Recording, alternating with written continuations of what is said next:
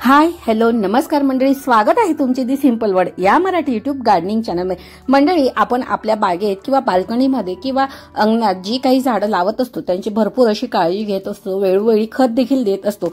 पण बाहेरचं खत किती वेळेस आणणार आणि दरवेळेस परत खताचा खर्चाचा प्रश्न तर उभा राहतच असतो। आणि घरच्या घरी कंपोस्ट तयार करायचं म्हटलं म्हणजेच त्यापासून योग्य ते कंपोस्ट तयार होणार किंवा नाही, त्याला परत कीड येते किंवा त्याचा वास येतो, असे अनेक प्रश्न असतात किंवा काही वेळेस प्रयत्न करून देखील ते फसत असतात।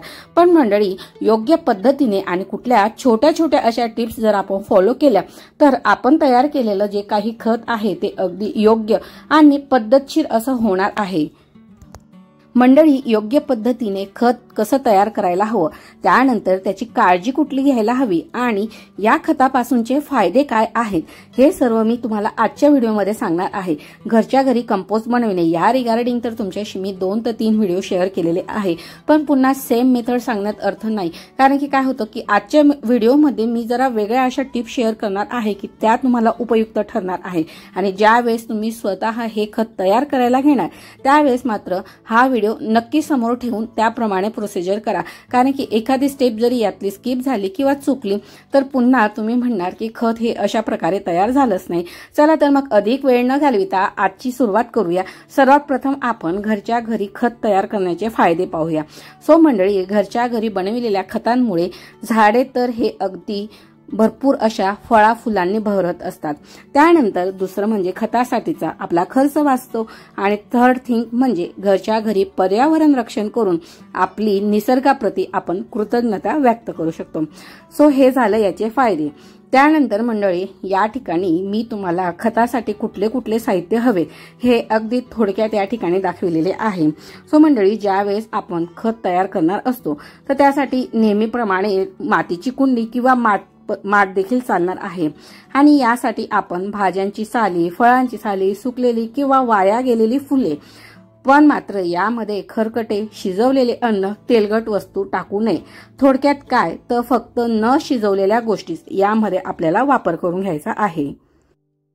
मंडळी, कंपोस्ट करण्यासाठी ऍक्टिव्हेटर पावडर बाजारामध्ये अगदी सहज उपलब्ध आहे आणि ते जर नसेल तर आंबट ताक सुद्धा वापरता येतो। जर कंपोस्ट कल्चर पावडर नाही मिळाली तर काय, घरी असलेले आंबट ताक आपण पावडर ऐवजी वापरू शकतो। कदाचित थोडा वेळ लागेल पण मात्र कंपोस्ट तयार होते। आणि जर तुमच्याकडे विकत असणारे खत असेल तर त्याचा देखील तुम्ही कल्चर म्हणून वापर करू शकता। मी देखील या ठिकाणी आंबट ताकाचा वापर करून घेत आहे। मंडळी, त्यानंतर काळजी कुठली घ्यायची, कुंडीखाली ताटलीत पाणी जमा होत असते, त्यासाठी आपल्याला कुंडीच्या खाली एक प्लेट किंवा बकेट घ्यायची आहे। त्यानंतर आपण खत लवकर तयार व्हावे असं जर आपल्याला वाटत असेल तर भाज्यांचे, फळांचे, सालींचे तुकडे करावे। नाही केले तरी मात्र खत तयार करायला थोडा वेळ जास्त लागू शकतो। मी एकदा अशा प्रकारे बारीक तुकडे करून ठेवलेले होते आणि एकदा ॲज इट इज म्हणजे जसेच्या तसे ज्या काही साली होत्या, कोथिंबीरीच्या काड्या होत्या किंवा वाटाण्याचे जे काही साल होते ते डायरेक्ट टाकले होते। पण काय होतं, कंपोस्ट तयार व्हायला त्याने थोडा जास्त वेळ लागतो।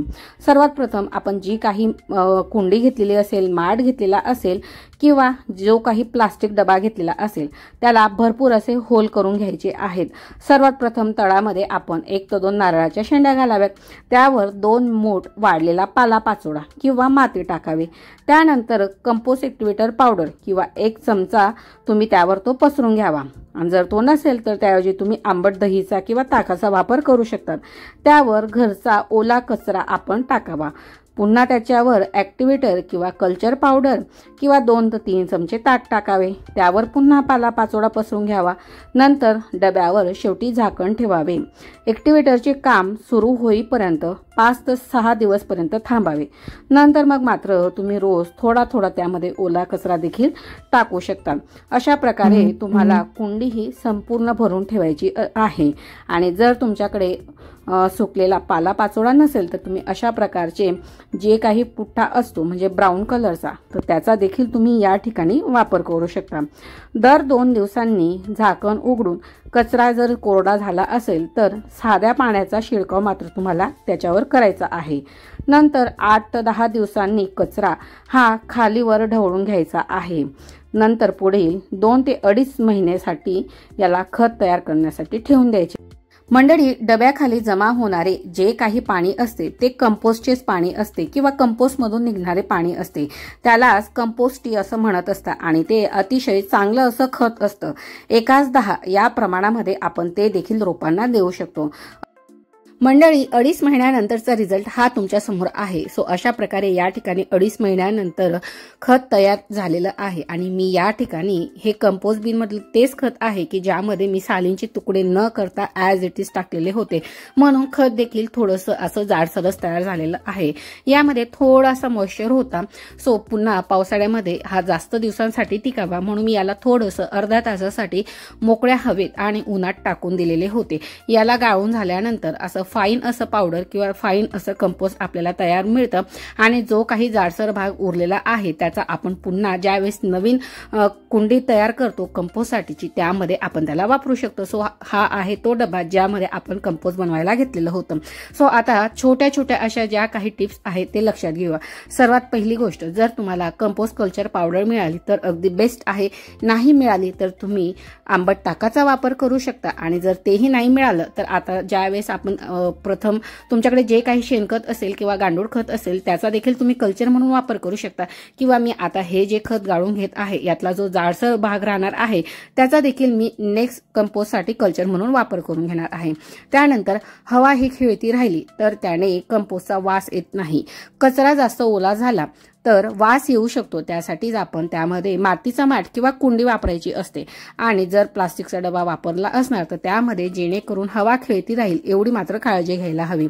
जर वास वाटल्यास त्यामध्ये कोरडा भुसा, पालापाचोळा, कोरडी माती किंवा कोकोपीट किंवा थोडीशी कुंडीमध्ये जे काही मिश्रण असतं मातीचं ते देखील वापरू शकतात, नाहीतर भुईमुगाच्या शेंगांची जी काही टरफले असतात। मंडळी, आता खत तयार झाले ते कसे ओळखायचे? खताचा रंग हा काळसर असतो, त्यानंतर पहिल्या पावसानंतर जसा मातीचा वास येतो तसाच या खताचा वास येत असतो आणि हे जे खत असतं ते थोडं ओलसर असतं, म्हणजे हातात जर आपण घेतलं तर त्याचा अगदी गोळा तयार होईल, म्हणजे गोळा तयार होऊन पुन्हा तो गोळा सुटेल इतपावत त्याच्यामध्ये मॉइश्चर असतं। सो मंडळी, अशा प्रकारे या ठिकाणी मी हे फुलांपासून तयार केलेलं खत आहे। सो मंडळी, आज मी तुम्हाला फुलांपासून तयार केलेलं खत आणि भाजीपालाच्या किंवा फळांच्या सालींपासून तयार केलेलं खत दोन्ही प्रकारची खतं या ठिकाणी दाखवलेले आहेत आणि दोन्हींचा कलर तुम्ही पाहू शकता की पूर्ण मातीसारखा कलर आलेला आहे आणि त्यामध्ये मॉइश्चर देखील व्यवस्थित मेंटेन झालेला आहे।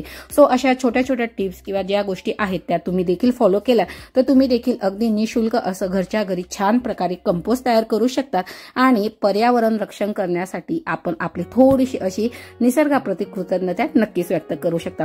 चला तर मग मंडळी, आजचा हा व्हिडिओ आणि व्हिडिओतील माहिती तुम्हाला थोडी जरी हेल्पफुल ठरली असेल ना तर व्हिडिओला एक लाईक करायला मात्र अजिबात कंजूसी करणार नाही आणि व्हिडिओ नसेल आवडला तरी देखील मात्र कमेंट करायला अजिबात विसरू नका। तसंच या रिगार्डिंगचे जे काही 2 व्हिडिओ आहेत ते मी डिस्क्रिप्शन मध्ये देखील शेअर करत आहे। अजूनही तुम्ही जर दी सिंपल वर्ड या मराठी युट्यूब गार्डनिंग चॅनलला सबस्क्राईब केलं नसेल तर वाट कसली पाहताय, लगेच सबस्क्राईब बटन प्रेस करून त्यासमोरील ऑलचे ऑप्शन सिलेक्ट करून बेल आयकॉन प्रेस करा जेणेकरून पुढचा व्हिडिओ तुम्ही माझा मिस करणार नाही। Take care and bye, happy gardening.